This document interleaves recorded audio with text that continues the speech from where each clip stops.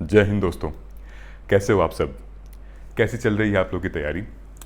मुझे पता है कि यूपीएससी के इस प्रिपरेशन में हमसे बहुत सारी गलतियां होती हैं और ये वीडियो आज उसी के बारे में है, मोस्ट कॉमन मिस्टेक्स। आजकल 5 कॉमन मिस्टेक का ट्रेंड चल रहा है, तो मैंने भी, हालांकि बहुत सारी मिस्टेक्स होती हैं ऑनेस्टली, लेकिन ये 5 मिस्टेक्स जो हैं, जो कि मैंने काफ़ी टाइम लगाया रिसर्च करने में और ये पता लगा कि आज से नहीं, ये पिछले 10-12 साल से ये कुछ ऐसी 5 कॉमन मिस्टेक्स हैं जो कि आप लोग कर रहे हो, जिसकी वजह से 90 से 95% एस्पिरेंट्स जो कि वो आउट हो जाता है, एग्जाम से बाहर हो जाता है। ये कॉमन मिस्टेक आप लोगों को नहीं करनी है। ये वीडियो हिंदी माध्यम और इंग्लिश माध्यम दोनों के लिए है। ये एक गाइडेंस समझ लीजिए, क्योंकि मेरे मेंटरशिप प्रोग्राम में ऐसे कई सारे बच्चे हैं। ऑनेस्टली स्पीकिंग दोस्तों, ऐसे भी बच्चे हैं जिन्होंने प्रोग्राम ले रखा है, उनको ये नहीं पता कि यूपीएससी का सिलेबस क्या है, जीएस 1, 2, 3, 4, और खरीद लिया है सब कुछ। मतलब टॉपर्स के नोट्स खरीद लिए हैं और इनका बैच खरीद लिया है उनका, लेकिन अभी कुछ नहीं पता है। ऑनेस्टली बता रहा हूँ आप लोगों से, ये 5 गलतियाँ आप लोग बिल्कुल मत करिएगा। ये नोट कर लीजिए, पेपर पे लिख लीजिए, दीवार पे टांग लीजिए। ये 5 गलती नहीं करेंगे तो आप उन 90-95 एस्पिरेंट्स से काफ़ी आगे होंगे और एक जिम्मेदार सीरियस कैंडिडेट कहलाएंगे। ठीक है, शुरू करता हूं मैं। सबसे पहला जो आता है वो है रिसर्च। दोस्तों, इस पूरे एग्जामिनेशन के प्रोसेस में ना, पहले रिसर्च करने का, बाद में फिर उस पर इंप्लीमेंट और पढ़ाई करने का। आप देखिए, बड़े से बड़ा जो प्रशिक्षण होता है ना, बड़े से बड़ा जो एक्सपेरिमेंट होता है, पहले उसमें रिसर्च होती है। ठीक है, रिसर्च मतलब कि आप यूपीएससी के सिलेबस को अच्छे से समझें। आप जीएस 1 में क्या क्या पेपर हैं, जीएस 2 में क्या क्या पेपर हैं, सब्जेक्ट्स क्या क्या हैं, प्रीलिम्स में क्या आता है, मेंस में क्या आता है, 3, 4, इन सारे पेपर्स में कितने सब्जेक्ट होते हैं, ऑप्शनल कितने मार्क्स का होता है, एसए कितने मार्क्स का होता है, एसए में कितने क्वेश्चंस आते हैं, जीएस 1 पेपर में। ये सारी रिसर्च आपको करनी पड़ेगी। आपको एक अच्छी पीवाईक्यू की गाइड रखनी पड़ेगी, दोनों प्रीलिम्स और मेंस की। आपको पहले इस प्रिपरेशन को करने से, स्टार्ट करने से पहले बुक लिस्ट, बुक रिसोर्सेज रखनी पड़ेगी अपने पास।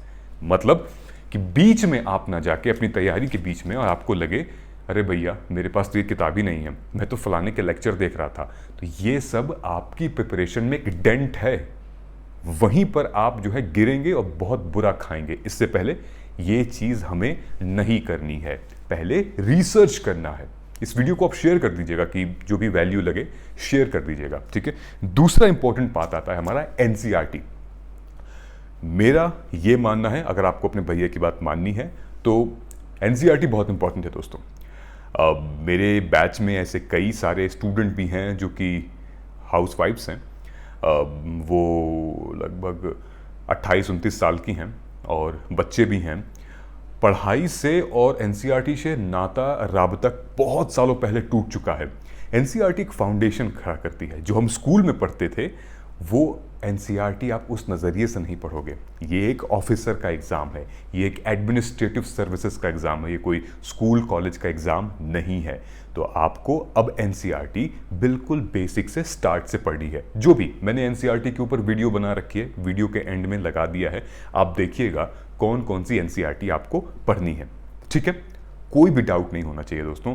एनसीईआरटी का अगर आपको नहीं पढ़नी तो कंपाइलेशन आजकल आ रहा है। कई सारे ऐसे मीडिया हाउस पब्लिकेशंस जो हैं वो कि क्लास 6 to 12 के एनसीईआरटी का हर सब्जेक्ट का कंपाइलेशन दे रहे हैं, आप वो पढ़ लीजिए। बिना एनसीईआरटी को पढ़े आप स्टैंडर्ड बुक पढ़ रहे हो, लक्ष्मीकांत पढ़ रहे हो, जीसी लियोंग पढ़ रहे हो, रमेश सिंह पढ़ रहे हो, आप नितिन सिंघानिया पढ़ रहे हो, कुछ पल्ले नहीं पढ़ रहा है, पढ़ते जा रहे हो, कुछ समझ में नहीं आ रहा है। एनसीईआरटी को कैसे पढ़ना है, कैसे नहीं पढ़ना है, मैंने वीडियो बना रखी है, आप जाके ज़रूर देखिएगा। आ रही बात समझ में? तीसरी चीज़ मैं आपको बताता हूँ, इंपॉर्टेंट है, वो है ऑप्शनल।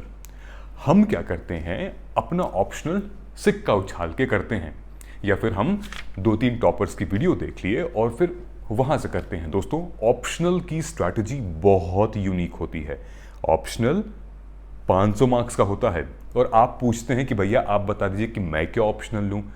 कोई आपको बता दे कि आप ऐसा नहीं होता है, आप जिम्मेदार हैं उन 500 मार्क्स के। आपको चुनना है अपना ऑप्शनल, उसके साइंटिफिक तरीके होते हैं। अगर आपको अभी प्रॉब्लम आ रही है, थोड़ा रुक जाइए, पहले रिसर्च करिए, रिसर्च बहुत इंपॉर्टेंट है, ठीक है। आपको क्या पसंद है? आपको करंट अफेयर में जीना पसंद है, क्या क्या हो रहा है दुनिया में, करंट इंफॉर्मेशन पसंद है, या फिर आपको हिस्टोरिकल, हिस्ट्री? ये कैसे पता चलेगा? जब आप एनसीईआरटी वगैरह पढ़ोगे ना, थोड़ा सा पढ़ लोगे, फाउंडेशन बिल्ड हो जाएगा, दुनिया समाज के बारे में, राजनीति के बारे में कुछ पता चल जाएगा, तब आप डिसीजन ले सकते हो बेहतर, ठीक है। और ऑप्शनल चुनने का साइंटिफिक तरीका है, वो क्या?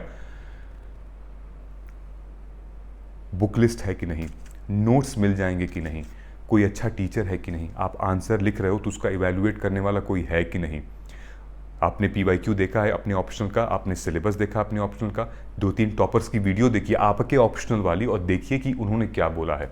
ऑनेस्टली स्पीकिंग, कई सारे टॉपर्स ने ये भी बोला है कि भैया ये ऑप्शनल मत लेना, मैंने लेके गलती कर दी। कई लोग ऐसे भी होते हैं जिनको नहीं पता होता है और 1 साल बाद जाके अपना ऑप्शनल बदलते हैं। So this is equally important कि आप अपने ऑप्शनल को ध्यान से, अच्छे से प्लीज़ करें, क्योंकि ये आपकी जिम्मेदारी है और हम आपको गाइड करेंगे उसके लिए। और गाइड करने के लिए नीचे कमेंट सेक्शन में मेंटरशिप का गूगल फॉर्म, उसको फिल करिए, पर्सनल गाइडेंस का। और ये पहला डेमो सेशन फ्री है, बाकी पेड सेशन है। मेरा ये मानना है, एजुकेशन एंड मेंटरशिप गाइडेंस ये अफोर्डेबल होनी चाहिए, और ये अफोर्डेबल है, क्योंकि जब तक आप फ्री ऑफ कॉस्ट पढ़ते हैं ना, तब तक आप 10 जगह चले जाते हैं, लेकिन जब आप अपना कुछ वक्त किसी को, कुछ अपनी पूंजी दे देते हैं ना, तो आप वहीं रहते हैं। अब आते हैं हम लोग अपने चौथे पॉइंट पे, जिसको हम जिक्र करते हैं। ये है आज के दौर का पॉइंट, लगभग 3-4 सालों का ये पॉइंट है। Too much of resources on social media, too much dependency on social media, and too much screen time on social media, चाहे वो Insta, YouTube, Facebook, Telegram, Twitter, Quora, what not. Please अपना screen time को limited रखिए। मुझे पता है online का बहुत बड़ा इम्पैक्ट है, मेरी वीडियो भी आप तभी देखेंगे जब आप यूट्यूब खोलेंगे, लेकिन 1 घंटा बना लो आप कि मुझे 2 घंटे ये करना है, 2 घंटे में मुझे यूट्यूब देखना है, ये करना है, तो एक स्केड्यूल बना लीजिए आप, इसके ऊपर हम आएंगे, ठीक है। तो टू मच, अगर हमको लगता है कि सिर्फ और सिर्फ सोशल मीडिया से पढ़कर हम क्रैक कर लेंगे, तो ऐसा कुछ नहीं होता है। मैं आपको हकीकत बताता हूं, कोई भी ऐसा टॉपर नहीं है जो कि ये कहे कि मैंने सेल्फ स्टडी से पढ़ा है, बिना गाइडेंस के पढ़ा, ऐसा हो ही नहीं सकता। आंसर की इवैल्यूएशन, मॉक टेस्ट, क्या पढ़ना है, क्या किसी ना किसी से तो उसने लिया ही होगा, है ना। सो आपको भी एक अच्छी गाइडेंस की ज़रूरत है, और मैं तो रेडी हूं गाइड करने के लिए, अगर आप सीरियस हैं तो, ठीक है। लास्ट पॉइंट अब हमारा आता है दोस्तों, वो है, लास्ट पॉइंट हमारा है टाइम टेबल, रूटीन। ये फिक्स करना बहुत इंपॉर्टेंट है। मेरा एक स्टूडेंट है, जोमेटो में काम करता है, बहुत प्रेशर है उसके घर में, लेकिन ही मैनेजेस द टाइम। शाम को वो पूरी शिफ्ट करता है, क्योंकि शाम को लोग ऑर्डर ज़्यादा लेते हैं, तो शाम को थोड़ा पैसे कमा लेता है, दिन भर काम करता है। एक और स्टूडेंट है मेरा जो कि बार्बर शॉप, नाई है, शाम को वहाँ पे नाई वाला काम करता है वीकडेज में, और दिन में आके पढ़ता है। मेरे कई सारे ऐसे स्टूडेंट हैं जिन्होंने अपना टाइम मैनेज किया है, और आप कह रहे हैं कि आपका टाइम मैनेज नहीं हो रहा है। मैनेज करिए, टाइम टेबल बहुत इंपॉर्टेंट है। मैं आपको एक छोटी सी एडवाइस देता हूँ, साल भर का मत बनाइए, ये तो मेरे पास आ जाइए, मैं टाइम टेबल बनाता हूँ आपका। आप 1 हफ्ते ऑनेस्टली अपना टाइम टेबल फॉलो करिए। 1 हफ्ते, मतलब 1 हफ्ते में तुम्हें क्या क्या करना है, सिर्फ पढ़ाई ही नहीं, और भी चीज़ें। भाई खाना क्या खाना है, भाई कहीं जाना है तो वो लिख लो, किसी से मिलना है तो वो लिख लो, पूरे 1 हफ्ते का, और उसको फॉलो करके देखो। देखो क्या सेल्फ सेटिस्फैक्शन आएगा, मतलब अपने आप से प्यार हो जाएगा आपको, मतलब कॉन्फिडेंस बूस्ट हो जाएगा आपका। लेकिन फॉलो करो वो 1 हफ्ते, जैसा सोचा है बिल्कुल वो हफ्ता गया, प्लस माइनस चलता है थोड़ा बहुत, देखो। और ऐसे ही अगर आप पूरे साल भर तैयारी करोगे ना, देखिए क्या प्रिपरेशन, ज़बरदस्त प्रिपरेशन होती है आपकी, बहुत अच्छी प्रिपरेशन। हम मदद करेंगे उसके लिए, लेकिन टाइम को मैनेज करना बहुत मुश्किल होता है, मुझे पता है, लेकिन एग्ज़ाम भी तो वैसा ही है ना, इतना आसान तो है नहीं।